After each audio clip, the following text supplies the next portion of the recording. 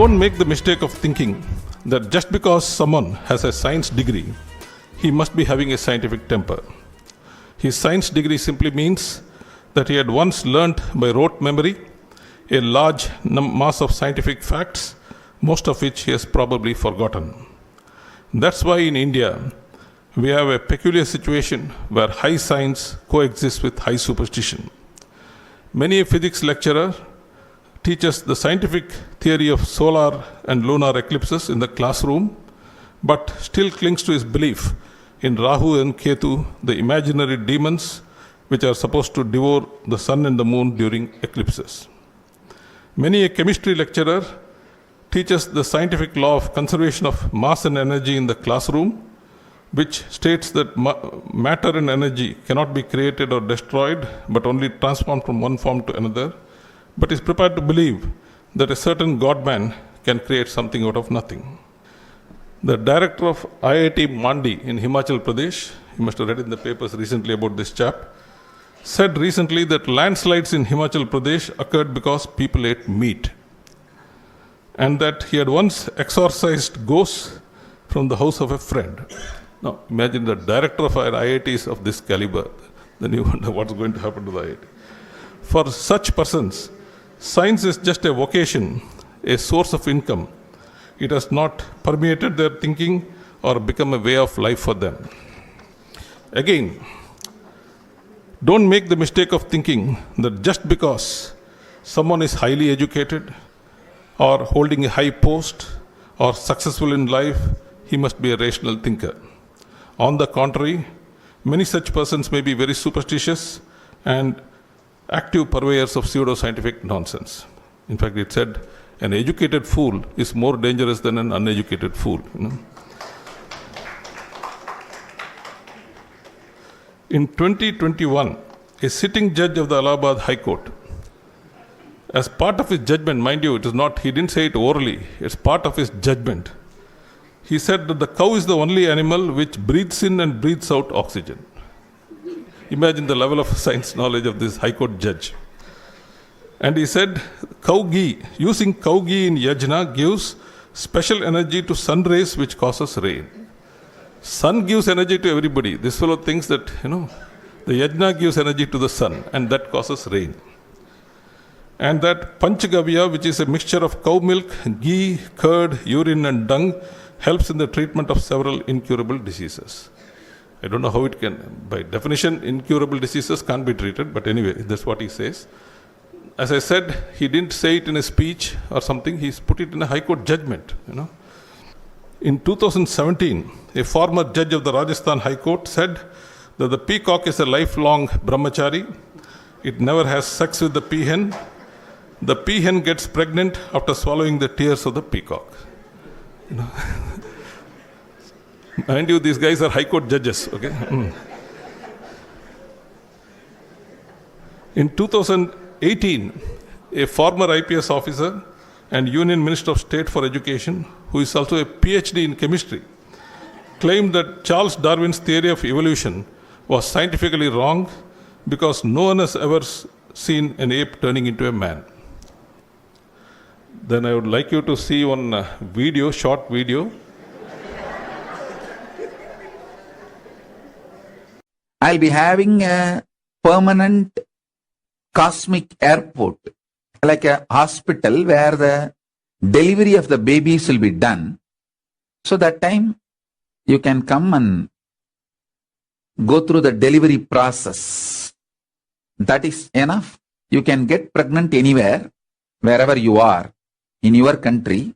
But just for the delivery, if you come to Kailasa, we can make sure that baby is planted with the enlightened supernal effulgence DNA and enlightened genetic code.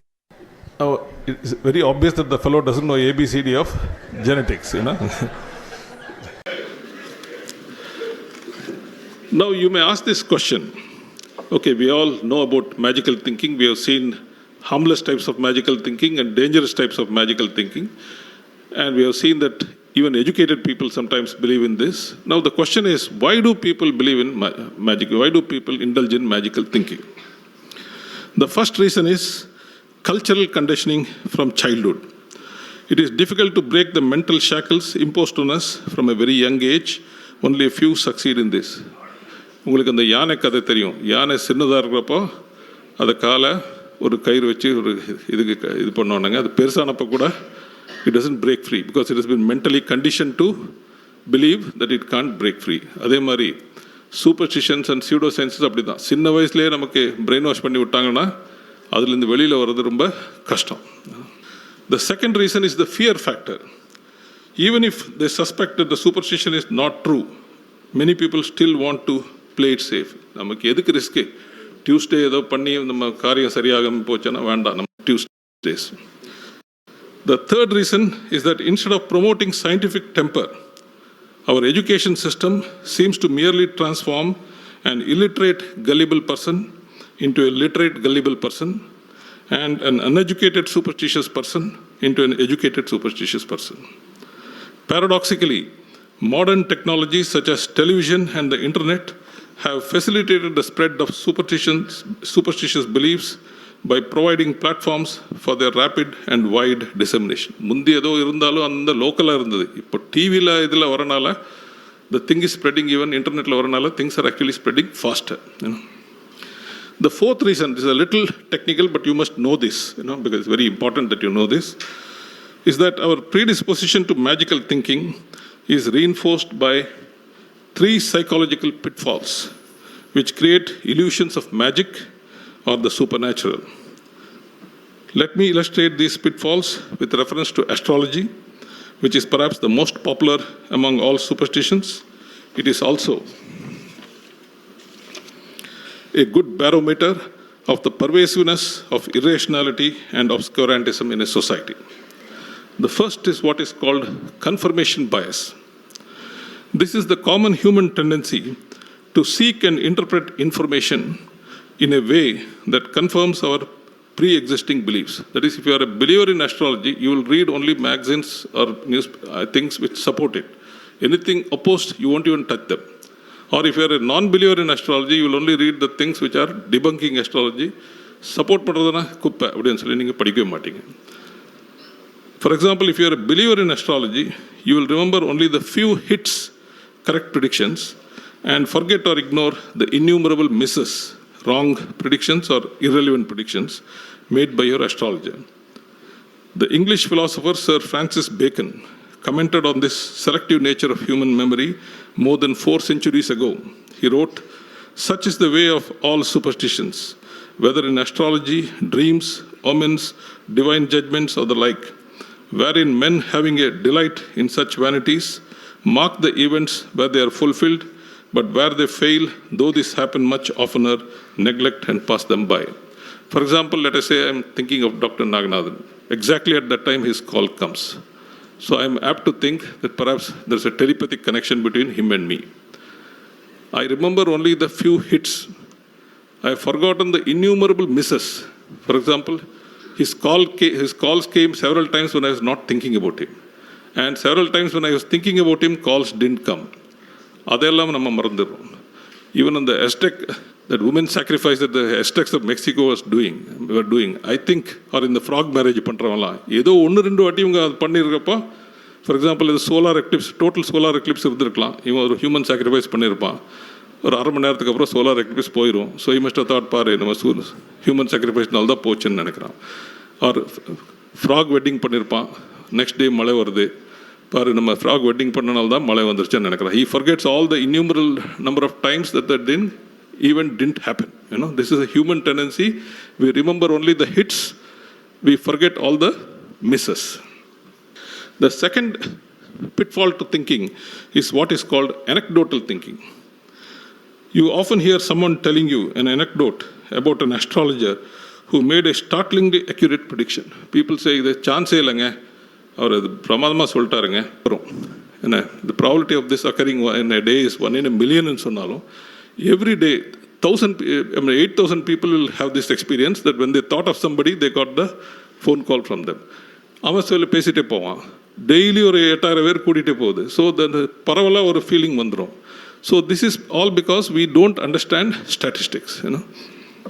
Science doesn't accept such anecdotal evidence because it amounts to cherry-picking data.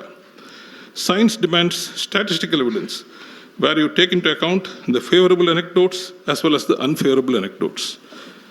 Since a certain number of hits, correct astrological predictions, can always occur due to sheer chance, I told you my own example, the only way to resolve the issue is by conducting a large number of statistical tests with an experimental group of astrologers and a control group of ordinary people who are asked to simply guess and see if the astrologers can predict at significantly higher than chance probabilities. That is, rendu group. ஒன்றில் ஒரு 20 astrologers, இன்னொன்றில் 20 college students. ரெண்டு பேருக்குமே horoscope கொடுக்கப்படும், எழுது. An experimental group of astrologers and a control group of college students. Both groups are asked to tell just two things based on the horoscopes. Male or female, living or dead. வேறு எதுவும் பெருசாக சொல்ல வேண்டாம். இது மட்டும் சொல்லு, male or female, living or dead. The group of astrologers fared no better than the group of students because both were guessing. Jayant Narlikarன்னு சொல்லி ஒரு famous physicist was there in India, இறந்து போயிட்டார்னு நினைக்கிறேன். அவர் இதே மாதிரி ஒரு இது பண்ணார். அங்கே என்ன சொன்னார், மேல் ஆர் ஃபீமேல் அண்ட் சில்ட்ரனில் some were mentally handicapped, some were normal children. Normal சைல்டா மென்டலி சேலஞ்ச் சைல்டான்னு சொல்லி அதில் கூட there is no difference between the performance of the control group of students and the performance of the astrologers. All statistical tests conducted on astrology have showed that astrologers really can't predict anything more at better than chance rates. It's our inability to think in statistical terms that makes us think that some people possess miraculous powers of foretelling the future, which is not true. The last point is Forer effect. I don't know how many of you have read this Linda Goodman's Sun Signs and all that. நீங்கள் இந்த sign எதுன்னு சொல்லாமல் வேறு ஏதோ, let's say Dr. Naganathan is Aquarius, I'm just saying. But I read out the thing for Sagittarius. He will say, ஆமாம் கரெக்டாக இருக்குங்க, இது எல்லாம் எனக்கு பொறுத்துது அப்படிம்பார். Because that is again human psychology. In 1948, the American psychologist Bertram Forer conducted an experiment in which he gave each of the students customized personality profiles which they rated as highly accurate. He gave all his students, இதுதான் உங்கள் personality profile சரியாக இருக்கா பாருங்கள், எல்லோரும் பிரமாதமாக இருக்குது sir அப்படின்னாங்க. What he had done was he had given everybody the same thing. The students were astonished when they were told later that all the profiles were identical. Another amusing experiment was done in France in 1968. A French researcher called Michel Gauquelin sent the horoscope of a notorious serial killer to 500 individuals. They were told, இது உங்கள் ஹொரோஸ்கோப்னு சொல்லி கொடுத்து, but ஆக்சுவலாக it was the horoscope of a serial killer. எப்படி இது கரெக்டாக இருக்கா உங்களுக்கு பொறுத்துதான்னு கேட்டால் 95% அவங்க இது பிரமாதமாக இருக்குது, யாருங்க இது போட்டது அப்படின்னு சொல்லியிருக்காங்க. So, a staggering 95% of respondents claimed that the description matched their personalities. Both are examples of what is called the Forer effect, which describes the well-known human tendency to perceive general pronouncements and vague predictions as uniquely accurate and tailor-made for ourselves. That is, அவன் ஒரு ஜென்ரலாக வேக சொல்லியிருப்பான், but நம்ம அதை நம்ம சிச்சுவேஷனுக்கு apply பண்ணி அவன் கரெக்டாக சொல்லிட்டான்னு நினைப்போம். For example, an astrologer may make a fuzzy statement like, something bad is going to happen to you. வேக தான் சொல்லுவான். அதுக்கப்புறம், if you happen to lose money or fall sick or get overlooked for promotion, sometime later, you will interpret the statement suitably to your particular case and give credit to the astrologer for having predicted the event. Other fuzzy statements which astrologers commonly make and that resonate with a wide cross-section of people are, something good is going to happen to you, sooner or later something good is always going to happen, sooner or later something bad is always going to happen. You have not got the credit you deserve. ஒவ்வொருத்த மனசுலையும் நான் பிஸ்தான், எனக்கு வேண்டிய credit நமக்கு வரல அப்படின்னு எல்லாருக்கும் அந்த feeling இருக்குது.